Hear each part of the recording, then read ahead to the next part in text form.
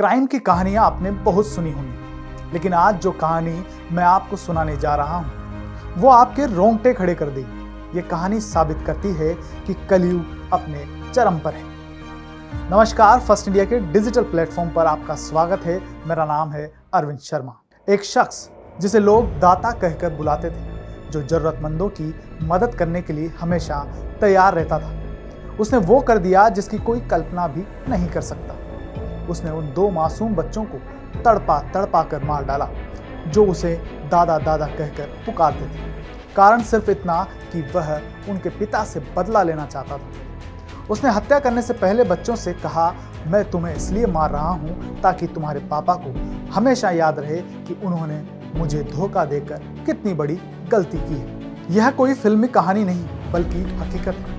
इस जघन्य हत्याकांड ने पूरे राजस्थान को हिलाकर रख दिया।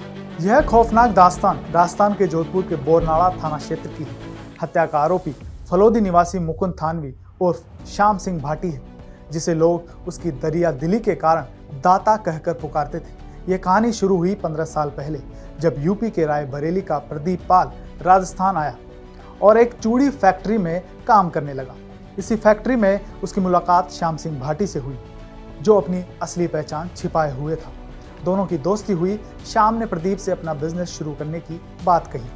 प्रदीप मान गया, लेकिन उसने पैसों की परेशानी बताई, जिस पर श्याम ने खुद पैसे लगाने की बात कही। समय बीता, प्रदीप के घर खुशियां आई। प्रदीप के यहाँ 2 बच्चे हुए।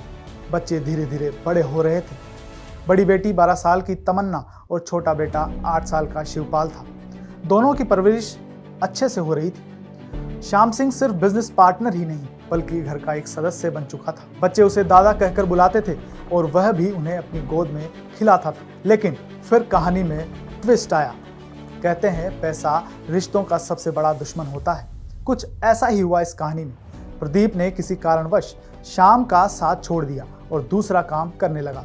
प्रदीप के जाने के बाद श्याम को बिजनेस में घाटा होने लगा। यह बात श्याम सिंह को बिल्कुल भी गवारा नहीं गुजरी, लेकिन उसे सबसे ज्यादा तकलीफ इस बात की थी कि प्रदीप के पास 50-60 हजार रुपए बकाया थे, जो उसने नहीं लौटाए। श्याम दिन रात इसी बात को लेकर जलता रहा। वह प्रदीप को ऐसी सजा देना चाहता था जो उसे जिंदगी भर का नासूर बना दे। तभी उसके दिमाग में एक शैतानी प्लान ने जन्म लिया। बदला लेना है तो प्रदीप को नहीं, उसके बच्चों को मारो। 24 जनवरी को शाम प्रदीप के घर पहुंचा और बच्चों को स्कूल छोड़ने के बहाने अपने साथ ले गया।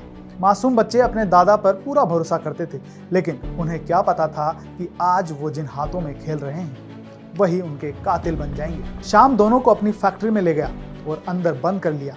उसके बाद शुरू हुआ मौत का नंगा नाच। बच्चों ने तड़पते हुए, रोते गिड़गिड़ाते हुए पूछा, दादा हमें क्यों मार रहे हो? लेकिन शाम का दिल पत्थर हो चुका था।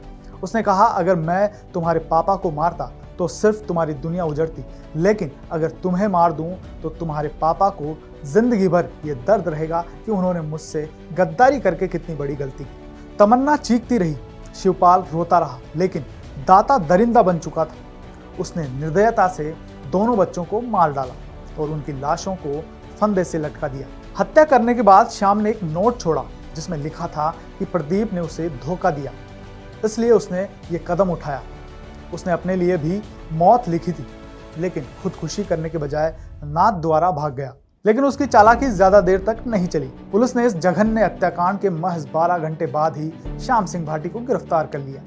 पूछताछ में उसने बताया कि कैसे उसने मासूमों को मारा और उनकी आखिरी चीखें तक सुनी। क्या कोई इंसान इतना निर्दयी हो सकता है? क्या 15 साल का रिश्ता इतना कमजोर था कि महज कुछ पैसों के लिए वह 2 मासूमों का कातिल बन गया? यह घटना समाज को एक भयानक संदेश देती है। भरोसा करने से पहले 100 बार सोचिए। जिसे आप दाता समझते हैं वह कब हैवान बन जाए कोई नहीं जानता। इस कहानी पर क्या है आपकी राय? कमेंट कर जरूर बताएं।